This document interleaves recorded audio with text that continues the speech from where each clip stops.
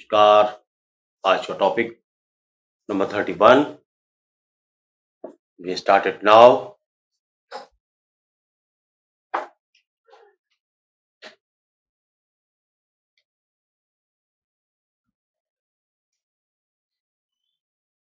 तो स्टार्ट करते हैं इसको। यहां हमने छोड़ा था सेक्शन 42 पर। अब सेक्शन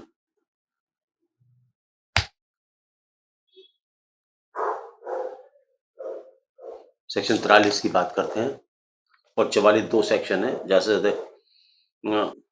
दो सेक्शन है, उसके बाद में ये ओवर हो जाए।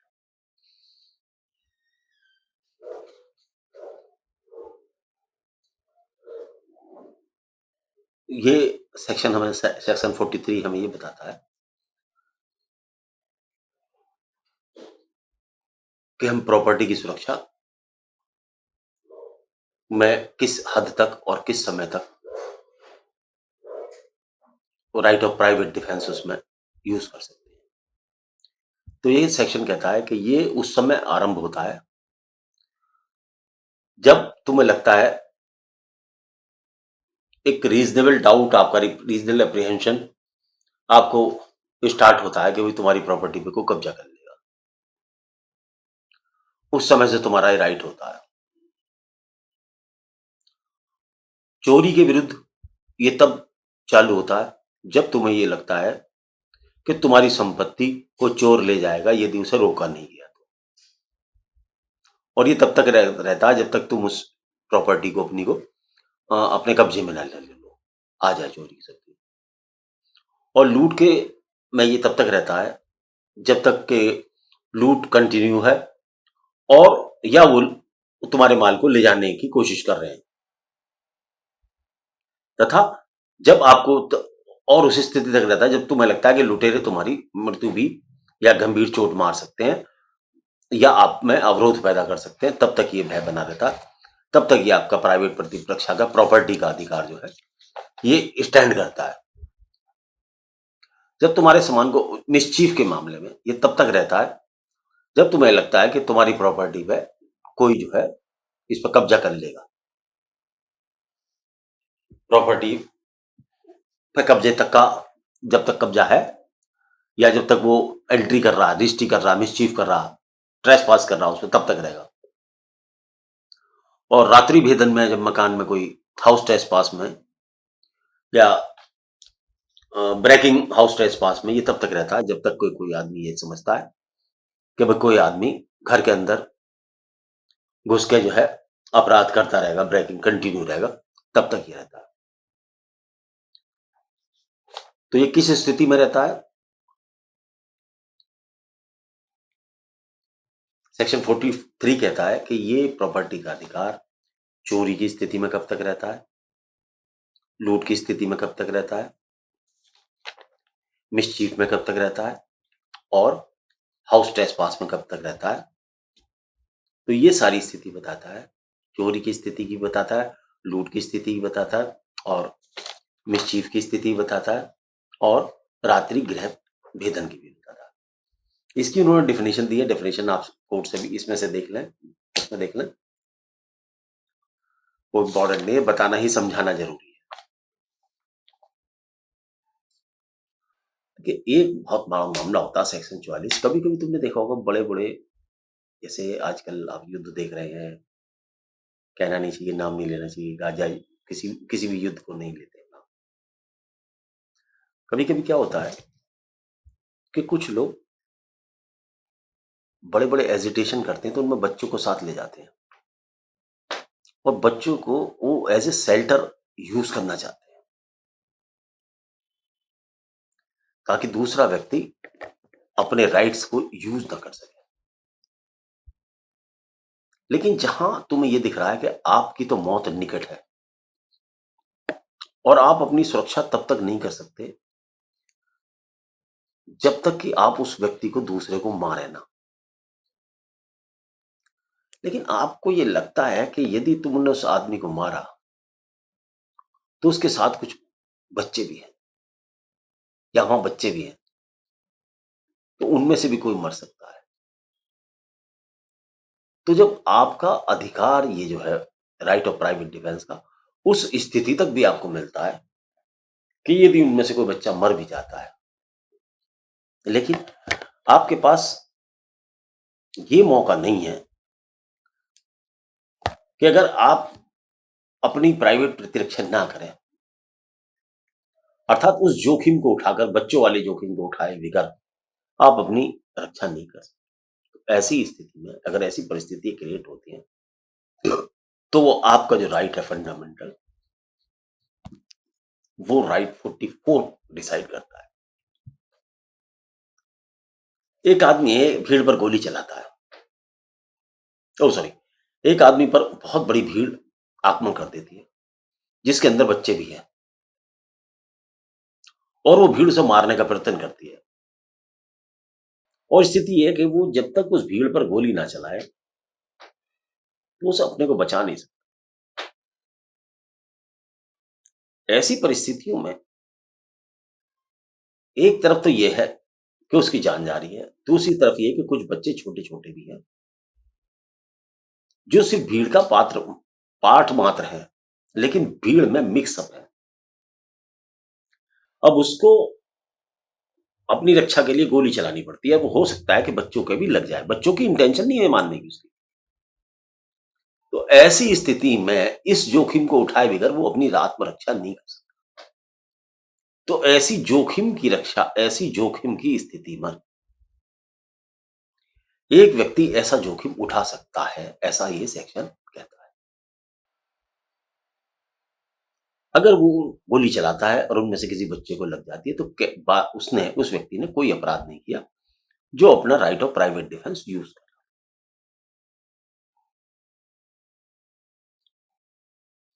तो सेक्शन 44 को मैं पढ़ता हूं क्योंकि ये टॉपिक का ये लास्ट सेक्शन था ये। If in the exercise of right of private defence against an assault which reasonably causes the apprehension of death, the offender be so situated, the offender be so situated that he cannot effectively exercise the right without risk of harms to an innocent person.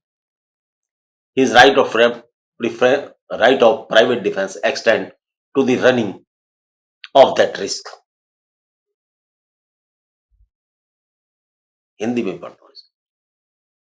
जिस हमले में मृत्यु की आशंका युक्त रूप से कारित होनी होती है, जिसके विरुद्ध प्राइवेट प्रतिरक्षा के अधिकार का प्रयोग करने से यदि प्रतिरक्षक ऐसी स्थिति में हो कि निर्दोष व्यक्ति की अपहानि की जोखिम के बिना वह उस अधिकार का प्रयोग कार्यसाधक रूप से न कर सके, तो उसे प्राइवेट प्रतिरक्षा के अधिकार का विस्तार वह जोखिम उठाने तक का है।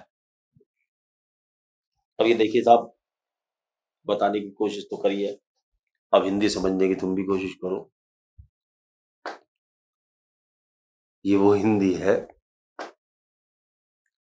जिसे समझना ही भारी खेल है मेरे लिए, तो क्या आपके लिए भी, सभी के लिए। सरल भाषा में ना होगा, ये उस भाषा में है जो संस्कृत मिक्स है। चलो इसको समझ लेते हैं।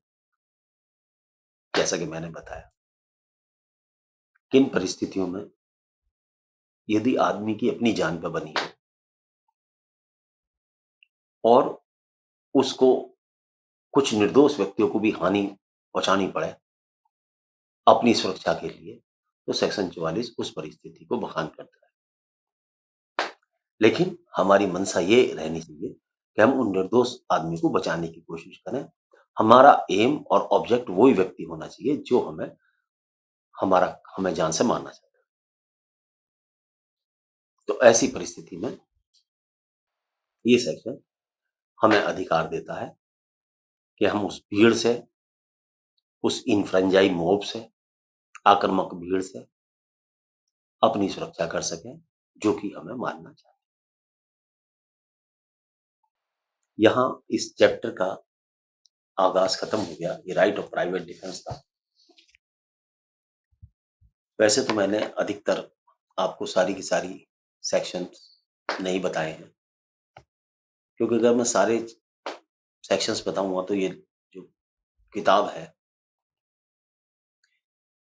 ये कम से कम 200 358 सेक्शन है इसमें, और इसमें कम से कम मुझे 200 लेक्चर बनाने पड़े। तो वो इतनी बहुत बड़ी सीरीज हो जाएगी उस लेक्चर्स की, हर सेक्शन को डिफाइन करना। ये कुछ आपको भी पढ़ने पड़ेंगे, कुछ मैं भी अपनी हिसाब से बताने की कोशिश करूंगा। और अभी एक सेक्शंस में आपको और यहीं पर बताता हूँ, थोड़ा टाइम लूंगा किताब खोलने के लिए। वैसे तो मैंने जितनी सीरीज बनाई है उसमें मर्डर, कल्पेबल होमोसाइड, डकैती, रॉबरी, एक्सटॉर्शन, थेफ्ट, ये सारी क्लियर की है। लेकिन उसके बावजूद भी सेक्शन बहुत है, कुछ सेक्शन ऐसे होते हैं जो आपकी बहुत कम काम आते हैं। वो ये है कि जब आप पढ़ लेंगे, एलएलबी कर लेंगे, तो उनको आप जो है वैसे भी समझ सकते हो, वैसे भी आप उन्हें अपने समझ सकते हो, पढ़ के भी समझ आ जाएंगे थोड़ा स्टडी करके। लेकिन जो आपकी एग्जामिनेशन पॉइंट ऑफ व्यू से, जो प्रैक्टिकल पॉइंट ऑफ व्यू से बहुत जरूरी सेक्शन से, उनके ऊपर मैंने लेक्चर बना दिए। अब मैं आपको एक सेक्शन बताता हूँ जो बहुत कई बार यूज होता है तो नॉन कॉग्निजेबल ऑफेंस हो, लेकिन कई बार आता है। अधिकतर आपने देखा होगा कि लोग ये कहते हैं जी ने हमें धमकी दी थी, मार दिया, कार्ड धमकी दे के गया जी हमारे घर पे मारता है। कई बार धमकी नहीं भी दी जाती है और कई बार धमकी दे भी जाती है, और कई बार धमकी को हम सीरियसली नहीं लेते, कई बार वो धमकी बहुत बड़ा खतरा भी पैदा करती है।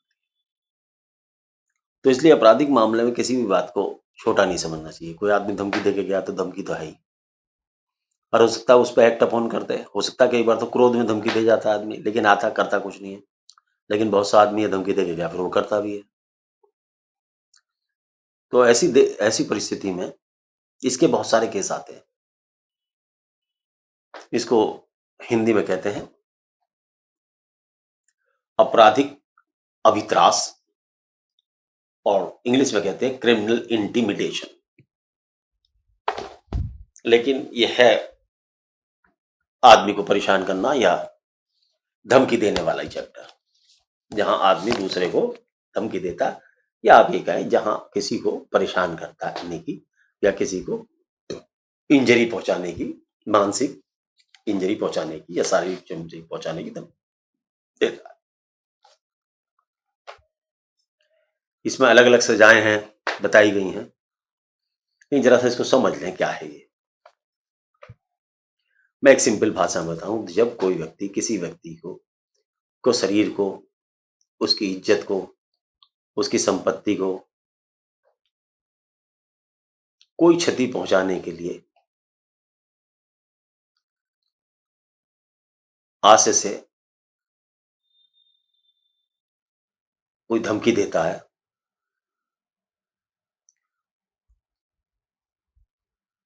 या कोई ऐसा कार्य कराना चाहता है धमकी से जो कार्य वह व्यक्ति करने के लिए बाध्य नहीं है, तो ये कहा जाता है कि उस व्यक्ति ने उस आदमी को धमकी दी है। मान लो कोई आदमी कहता है कि भाई देख भाई बात सुन, तू मुकदमा लाएगा तो मेरे खिलाफ मुकदमा डालेगा तो मैं तुझे जान से मार दूंगा। तो ये क्या है, उस आदमी के लीगल राइट को रोकना है, उस आदमी के लीगल राइट को रोकना है। तो ऐसा करने का किसी को राइट नहीं है। कोई आदमी कहता है कि तू अगर पैसे नहीं, तू साले अगर बाज नहीं आए तो तुझे मैं मार दूंगा, तो ये थ्रेट है। तो इसकी जो डेफिनेशन इसमें दी है उसको जरा सा देख लें आप।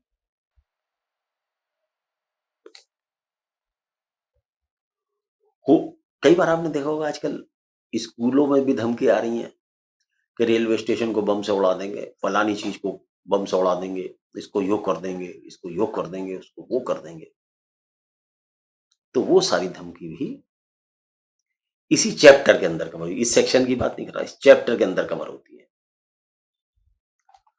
तो पहले धमकी को समझ लो, क्या है वो धमकी। Criminal intimidation, whoever threatens another by any means. क्या है, सबसे पहली बात है मींस, विद एनी इंजरी, दूसरा वर्ड है injury to his person, reputation, property, reputation की भी, प्रॉपर्टी की भी, और to a person or reputation of anyone in whom that person is interested with intent to cause alarm to that person or to cause that person to do any act which he is not legally bound to do or to omit to do with such act do any act which that person is legally entitled to do as the means of avoiding the execution of such threat commits criminal intimidation.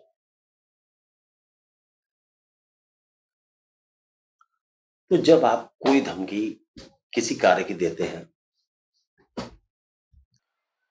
तो यदि वो धमकी देते हैं तो वो धमकी आपकी 351 के सब सेक्शन फर्स्ट में आती है। जैसा कि मैंने उदाहरण बताया कि आप किसी से कहते हैं कि देखिए तू मुकदमा नहीं डाल, अगर मुकदमा जाएगा डालेगा तो मैं तुझे जो है जान से मार दूंगा या तेरे घर में आग लगा दूंगा। तब ये कहा जाता है कि ऐसा व्यक्ति जो इस प्रकार की धमकी देता है वो आपराधिक अभित्रास करता है, अर्थात क्रिमिनल इंटिमिडेशन करता है।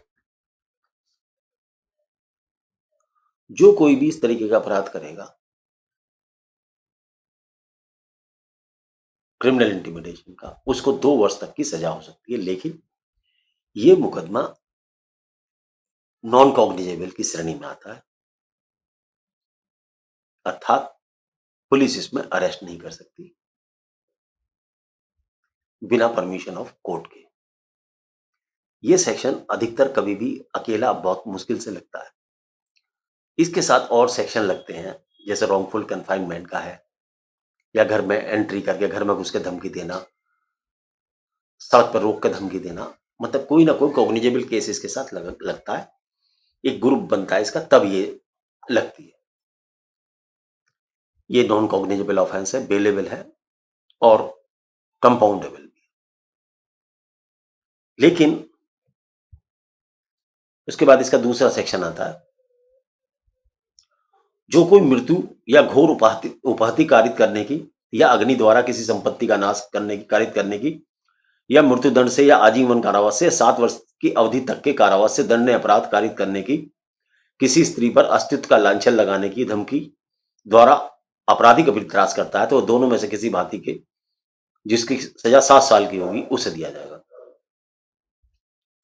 देखिए अब इसका पैरा सेकंड जो है ये सीरियसनेस को दर्शाता है। तब ये 351 3 में ही मुकदमा डालेगा। पहले वाले स्थिति में मुकदमा 351 2 में आएगा और दूसरी वाली में जो चार्जशीट आएगी वो 351 3 में आएगी, यदि किसी और सेक्शन भी लगा हुआ है। ये भी नॉन कॉग्निजेबल है, बेलेबल है और फर्स्ट क्लास मजिस्ट्रेट द्वारा चालित है।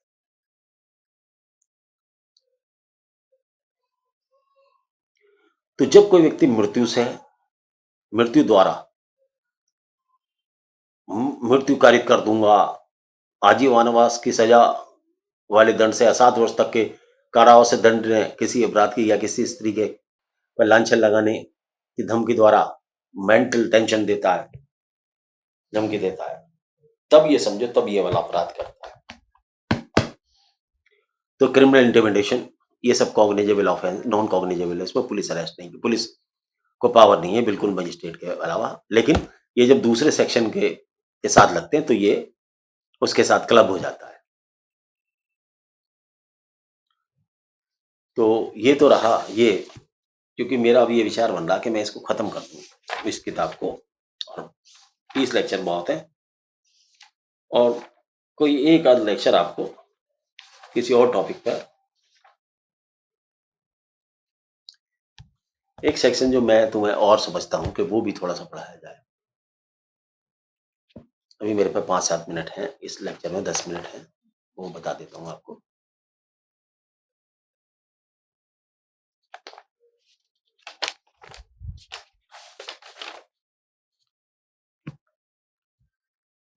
देखिए, चैप्टर है criminal trespass and house trespass. आपने ये बहुत देखा होगा कि लोग दूसरे की जमीन जायदाद सॉरी प्रॉपर्टी पे कब्जा कर लेते हैं, मकान पे कब्जा कर लेते हैं, किसी चीज पे कब्जा कर लेते हैं। मैं यहाँ मकान की बात कर रहा हूँ। मैं कोई आदमी मकान का ताला लगा के गया, नहीं आया 5 साल तक, उसके मकान पे कब्जा कर लेते हैं।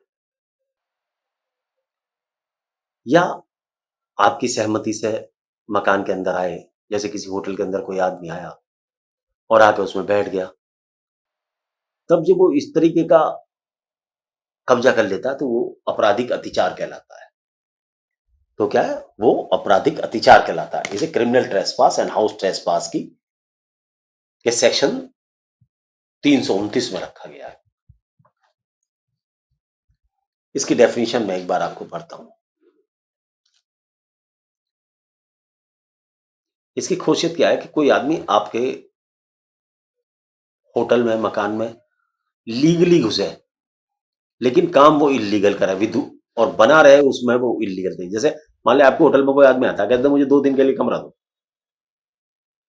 आप उसे किराए पे दे देते हैं कमरा, लेकिन वो आके वहां पे क्या करता है, शराब पीना, जुआ खेलना, सट्टा खेलना, लो भाई लाना, ये सब काम कर लेता है, वहां शोर शराबा करता है। तो उसका जो काम है वो विधि विरुद्ध है। तो ये भी एक प्रकार का क्रिमिनल ट्रेसपास ही है। भले ही वो लीगल तरीके से घुसा हो, लेकिन उसका जो ऑब्जेक्ट है वो आपको हरेस करना है। तो इसको जरा समझे क्या है ये। Section 329 criminal trespass and house trespass. Whoever enters into or upon property in the possession of another with intent to commit an offense. The important word is offense. Or to intimidate or insult or annoy any person in possession of such property or having lawful entered into or upon such property unlawfully remains there with intent thereby to intimidate, insult or annoy and any such persons or with intention to commit an offense is said to commit criminal trespass. जब कोई कोई व्यक्ति किसी संपत्ति के अंदर legally घुस जाता है, लेकिन उसका उद्देश्य परेशान करने का स्वभाव होता है, तो ये कहा जाता है कि वो क्रिमिनल ट्रेसपास करता है। लेकिन इससे अगला सेक्शन 2 क्या कहता है, whoever commits criminal trespass by entering into or remaining in any building। यहां अब मामला आ गया रेजिडेंस का। बिल्डिंग, टेंट और vessel use as a human dwelling और any building use as a place for worship or as a place for custody of property is said to commit house trespass। तो house trespass और criminal trespass में अंतर है कि ये criminal trespass तो property पर भी हो सकता है, किसी जमीन जायदाद पर भी हो सकता है, लेकिन ये हाउस ट्रेसपास उसी में होगा जो या तो माल का गोदाम है या घर है जहां या आदमियों के रहने का स्थान। तो जब आदमी इस इंटेंशन से इस तरीके से घुसता है तो उसको कहा जाता है कि वो हाउस ट्रेसपास करता है। अर्थात ड्वेलिंग प्लेस में या माल रखने के स्थान में या मानव निवास के जगह पर जब कोई करता तो इसे कहते हैं क्रिमिनल ट्रेसपास। कहते हैं मकान में घुस गया हमारे आदमी, तो इसके अंदर जो भी कोई ऐसा करेगा उसे 3 मास तक की सजा होगी और ऑफेंस बेलेबल है, लेकिन कॉग्निजेबल है, लेकिन कॉग्निजेबल है, बेलेबल है और मजिस्ट्रेट द्वारा ट्राइबल है। लेकिन ये तो है 3 मास की सजा। ऐसा जब क्रिमिनल अतिचार करेगा, क्रिमिनल ट्रेसपास करेगा, लेकिन जब हाउस ट्रेसपास करेगा तब इसमें सजा 1 साल तक की है और कॉग्निजेबल ऑफेंस है वो भी। तो हाउस ट्रेसपास और क्रिमिनल ट्रेसपास ये दोनों अलग अलग चीजें तो नहीं कह सकता, लेकिन पार्टली बराबर बराबर की है। हाउस ट्रेसपास में हाउस ट्रेस होना जरूरी है, क्रिमिनल ट्रेसपास में किसी पर भी जगह पर, किसी भी प्लॉट पर या किसी भी जगह पर ये हो सकता है, लेकिन इसमें इंटेंशन ये होनी चाहिए कि आदमी जो इसके अंदर घुसता है वो घुसे तो लीगल तरीके से, लेकिन वो परेशान करे, वो करे, आपको अनॉयड करे और उसका उद्देश्य इंसल्ट करना हो, अनॉयड करना हो, तब ये समझा जाता है कि वो करता। तो इसमें 3 साल की सजा एक उसके लिए, और लेकिन जब रेजिडेंशियल हाउस हो या माल रखने की जगह हो तब इसमें 1 साल तक की सजा हो सकती है।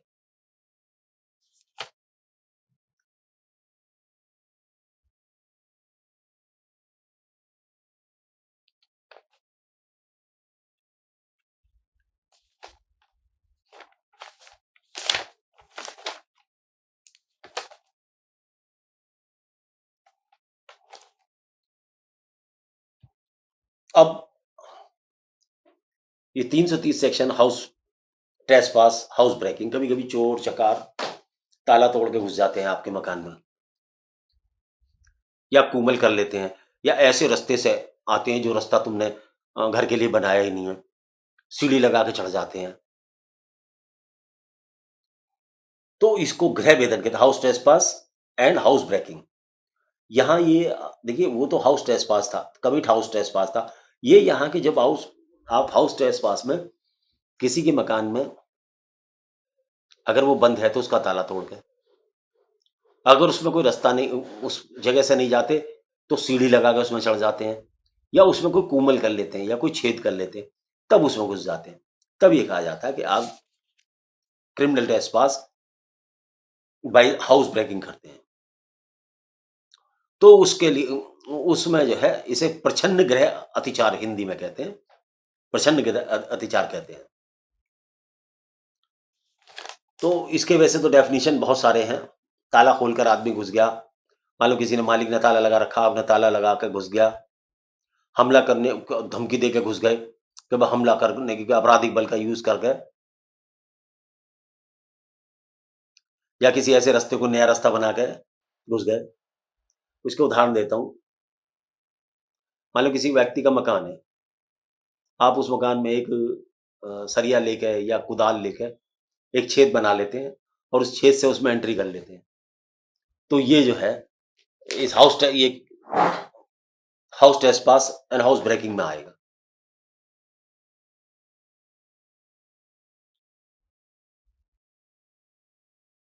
किसी की खिड़की खुली हुई, आपने खिड़की तोड़ी और खिड़की तोड़ के आप घुस गए, तो ये 330 के श्रेणी में आएगा।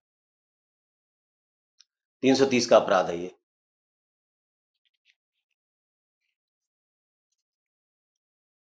किसी आदमी के मकान की चाबी खो गई है, वो चाबी आपको मिल गई, आपने वो चाबी लगाई, घुस गए, ये भी आपका ट्रेसपास है, गृह भेदन द्वारा है। इसके अंदर 3 साल तक की सजा हो सकती है। अगर ये रात्रि के समय आप ये किसी के घर में इस तरीके से घुसेंगे, दिन में घुसेंगे तो और, रात्रि में घुसेंगे तो और। दिन में घुसे तो 2 साल तक की, और रात्रि में घुसे तो 3 वर्ष तक की सजा हो सकती है।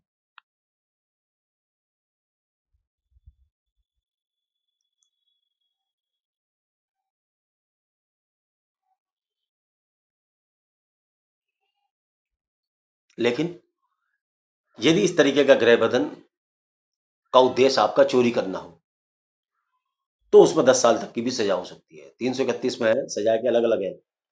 आप किस तरीके का गृह विचार कर रहे हो, केवल एक छेद ही किया है, तो ये इसमें अलग अलग दिखे है। देखिए 331 में मैं पढ़ता हूँ, whoever commits lurking house trespass or house breaking shall be punished with imprisonment of either description for term which may extend to 2 years। अब अगले में इसका अंतर आ जाएगा।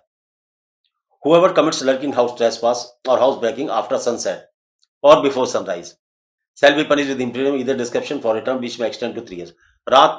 रात के समय में और सुबह निकलने तक से पहले अगर करते हैं तो आपको 3 साल तक की सजा है। Whoever commit lurking house trespass or by house breaking in order to commit of any offence punishable with imprisonment shall be punished with imprisonment either description for term which may extend to 3 years or shall also be liable fine, and if the offence intending to be committed is theft, the terms of imprisonment may be extended to 10 years। यदि आप सोचते हैं कि किसी के मकान में चोरी करके घुसेंगे, इस वजह से उसके मकान में तोड़ा तोड़ी करते हैं या छेद बनाते हैं या उसकी चाबी चोरी करके घुसते हैं या सीढ़ी लगा घुसते हैं और चोरी उद्देश्य है, तो आपको 10 साल तक की सजा भी इसमें हो सकती है। इसमें और भी हैं, बहुत सारे सेक्शंस हैं। अगर आप ग्रीवियस इंजरी करने के उद्देश्य से घुस रहे हैं, किसी व्यक्ति पर हमला करने के उद्देश्य से घुस रहे हैं, तो अलग अलग हैं, कॉग्निजेबल भी हैं, नॉन बेलेबल भी हैं। अधिकतर इसके सारे के सारे नॉन बेलेबल हैं। इसके सारे सेक्शन, इसमें 8 सेक्शन हैं, उप सेक्शन 8 हैं, ये नॉन बेलेबल भी हैं। कॉग्निजेबल तो सारे हैं, कॉग्निजेबल सारे हैं, और इसमें 14 साल तक की लास्ट सजा है।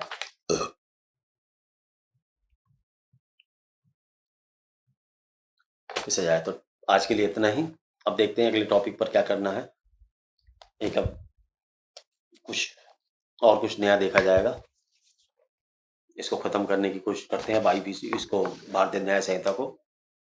इसके बहुत सारे 30 टॉपिक हो चुके हैं, या 1-2 टॉपिक और बचे तो और बनाने की कोशिश करता हूँ। जय हिंद।